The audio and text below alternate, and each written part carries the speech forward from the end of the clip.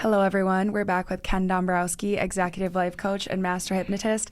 And today I want to talk about something that we often miss and just kind of assume people know, and that's how to prepare for a hypnosis appointment. Well, yeah, that's something that we try to talk to people about. You doing the discovery calls, and then when they come in, there's just kind of a disconnect. To be hypnotized, what we're doing is we're relaxing the person. We're relaxing you mind, body, and spirit unilaterally at the same time.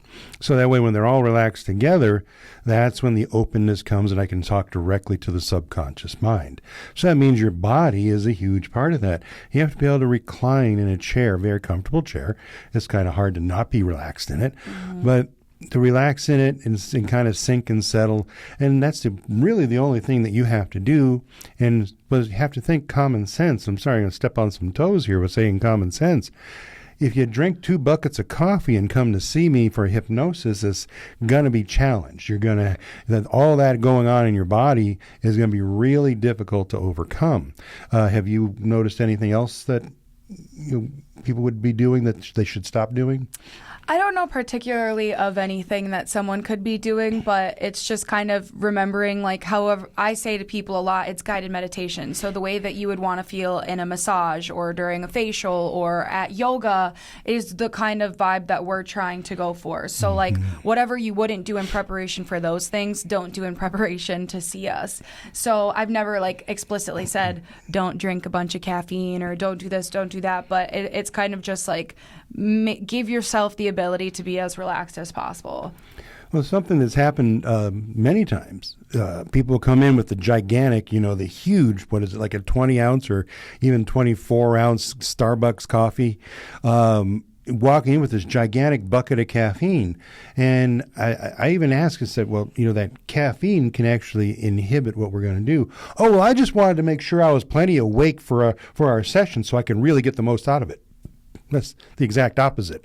That's the exact opposite of what you get the most out of it by being the most relaxed, by not being the most awake, but by being the most subdued, the most peaceful, the most calm. So I understand people want to be aware and awake for this. We had one man just a few weeks ago. He tells me halfway through his hypnosis session, he came in for just one session. I drank 3 monsters before coming here. I finished the last one as I walked in the door. I looked at him and said, how can you expect to go into a good hypnotic trance if you're hopped up on all that energy drink? Mm-hmm. He goes, that's just what I do anyway. It doesn't matter. Well, he had a hard time relaxing. He was very fidgety. His, face and eyes were fluttering. And, it wasn't an ideal experience, that's for sure. Right. And I do want to say that this is kind of in relation to specifically something like caffeine and stuff like that. We're not saying you can't come in, with high anxiety or, kind of like a cluttered mind or being all over the place. That's not what we're saying at all. The hypnosis is meant to calm that down. It's just, doing an outside force that's going to create a bigger issue is not going to be helpful in this sense. Mm-hmm. So it's not like you can't come in if you're kind of like hyped up. Like, I don't care if you just went to a pep rally or a football game or whatever. We can handle that. Just don't add other problems in the mix. I don't know the best way to say that. Well, you're dumping all that chemical into your body, and that just gives us a huge hurdle to go over. Yeah. Mm-hmm. Mm-hmm. Yeah. Good point. I like, people come in after smoking a cigarette. That's not going to pose a problem. That's nothing compared to it. But yeah, maybe don't be drunk. Don't be super caffeinated. Those are some good advice there for people to not do. Yep. So I just think we needed to cover that a little bit. Do you think there's anything else? I think that's pretty much it. No, I think you pretty much covered it.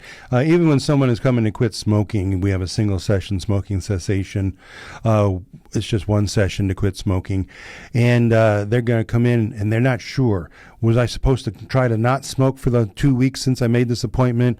Or when we try to tell them again and again, it doesn't matter. Smoke as much or as little as you want naturally.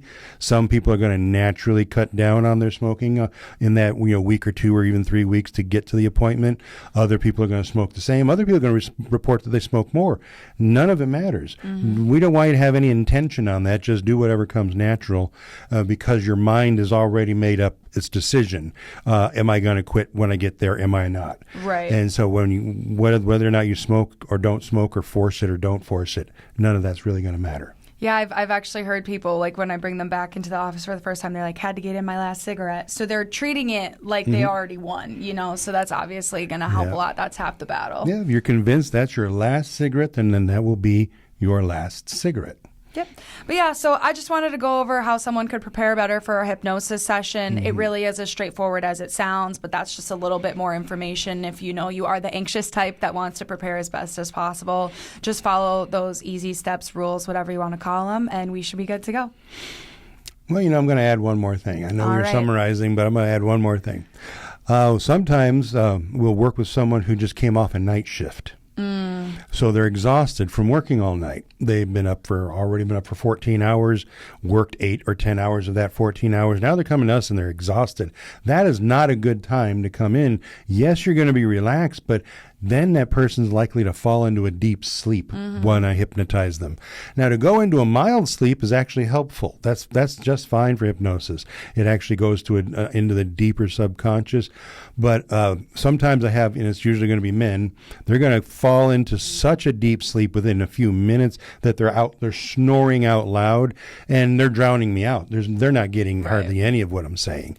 So there is a balance there. We need to schedule the appointments that are going to be conducive towards success and instead of fighting it.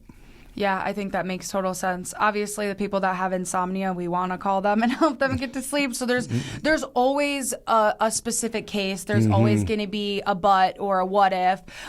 So if that applies to you, just give us a call, shoot us an email, ask. We can help you prepare better. That's literally what I'm here for, is to answer questions before you make it to him. So if you have an extenuating circumstance, just let us know, and we'd love to help you.